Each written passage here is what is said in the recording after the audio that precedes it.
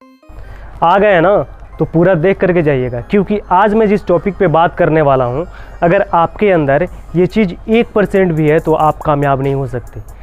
60, 50, 80 का बात मैं नहीं कर रहा, 1% का बात कर रहा, 60% का बात नहीं कर रहा, 80% का बात नहीं कर रहा, ओनली 1% का मैं बात कर रहा। अगर आपके अंदर ये चीज़ें हैं तो आप कामयाब नहीं हो सकते। तो आज मैं जिस चीज़ के बारे में बात कर रहा हूँ उसको कहते हैं बहाना साइटिक। कई लोग होते हैं जो असफल लोग होते हैं ना, उनके पास बहुत सारे बहाने होते हैं काम नहीं करने का, और जो सफल लोग होते हैं उनके पास बहुत सारे रीज़न्स होते हैं काम करने का। बहुत सारे बहाना का बात मैं नहीं कर रहा, बहुत सारे रीज़न्स का बात कर रहा। तो अगर आपके अंदर भी ये बहाना साइटिक की बीमारी है तो आप यकीन मानिए कामयाब नहीं हो सकते। जो लोग असफल होते हैं ना, उनके अंदर ये बीमारी कूट कूट कर भरी होती है। अगर आप उनसे पूछेंगे कि आज आप असफल क्यों हैं, तो वो अलग अलग तरीके के एक्सक्यूज़ेज़ आपको सुनाएंगे, अलग अलग तरीके के बहाने आपको सुनाएंगे। कभी बताएंगे कि शिक्षा की कमी थी, कभी बताएंगे कि किस्मत ख़राब था, कभी बताएंगे पत्नी अच्छी नहीं मिली, कभी बताएंगे कि माँ बाप की परवरिश अच्छी नहीं थी। लेकिन जो लोग सफल होते हैं उनके अंदर ये चीज़ें नहीं होती है। उनका ओनली एक रीज़न होता है कामयाब होने का, जो कि बस कामयाब होना है। तो अगर आपके अंदर भी बहाना साइटिक की बीमारी है तो आप यकीन मानिए आप कामयाब नहीं हो सकते। तो मसला ये है कि इस चीज़ को दूर करने के लिए क्या कोई उपाय नहीं है, क्या कोई ट्रिक नहीं है, क्या कोई टिप्स नहीं है, तो आप बिल्कुल सही जगह पे आए हैं। इस चीज़ को दूर करने के लिए हम आपके लिए 3 टिप्स लेकर के आए हैं बहाना साइटिक की बीमारी को दूर करने के लिए। अगर आप इस चीज़ को अपने लाइफ में इम्प्लीमेंट करते हैं तो यकीन मानिए आप इस बहाना साइटिक की बीमारी से बहुत ही जल्दी रिलीफ पाएंगे और इस बीमारी को बहुत ही जल्दी छोड़ पाएंगे। तो पहला पॉइंट है कि एक गोल बनाइए। हमारी ज़िंदगी में गोल नहीं होता है तो हम लेज़ी पड़े रहते हैं। जिस इंसान की ज़िंदगी में गोल है उसके अंदर विल पावर खुद से क्रिएट होगा। जिसके पास गोल है वो कभी लेज़ीनेस नहीं शो करेगा। जिसके पास गोल है वो कभी बहाना नहीं बनाएगा। अगर आपके पास गोल नहीं है तो आप गोल बनाइए।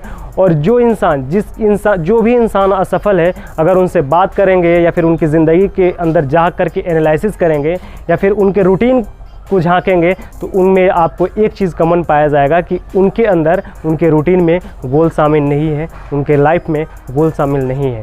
तो आप सबसे पहले कि गोल बनाइए और उस पर काम करना शुरू कीजिए। दूसरा पॉइंट कि रोज़ाना का प्लान सेट करें। सोने से पहले आप जब भी सोने जाएं तो उससे पहले आपके पास रोज़ाना का प्लान होना चाहिए। अगले डे आप क्या करने वाले हैं, नेक्स्ट डे आपकी कौन कौन सी काम है, ये चीज़ का प्लान आपके पास प्रॉपर होना चाहिए। या फिर आप नोटबुक में लिख सकते हैं या फिर आप अपने माइंड को ये बता सकते हैं कि हमारा कौन कौन से प्लान कल के डेट के लिए है। लेकिन बेटर रहेगा कि अगर आप कोई नोटबुक में इस प्लान को लिख सकते हैं। तीसरा पॉइंट ये है कि सेल्फ पनिशमेंट फिक्स कीजिए। कई बार होता है ना, इंसान की एक फितरत है, जब तक उसे तकलीफ़ नहीं होगी ना वो किसी काम को केयरफुली नहीं कर पाएगा। आप अपने ज़िंदगी में सेल्फ पनिशमेंट फिक्स कीजिए कि अगर आपने जो भी प्लान नेक्स्ट डे का किया है, अगर मैं उसको पूरा नहीं करता हूँ तो कल का सेल्फ पनिशमेंट हमारा ये रहेगा, या तो फिर हम दिन भर खाना नहीं खाएंगे, या तो फिर 10 का नोट लीजिए। मैं 10 रुपए का नोट बता रहा हूँ। ये 10 रुपए की नोट आपको बहाना साइटिक की बीमारी से निकलने से बहुत ही मदद करेगी।